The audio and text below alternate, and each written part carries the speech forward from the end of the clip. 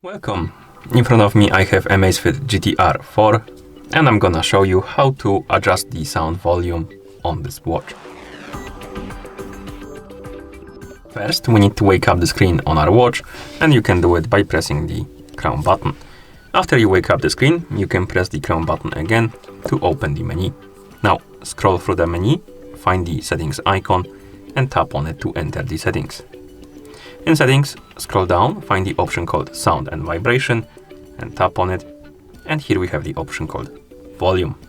Tap on it, and right here we can adjust the sound volume on our watch by swiping up and down on the slider.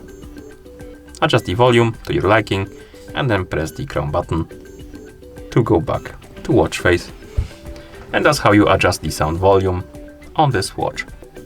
Thank you for watching. If you found this video helpful, please consider subscribing to our channel and leaving the like on the video.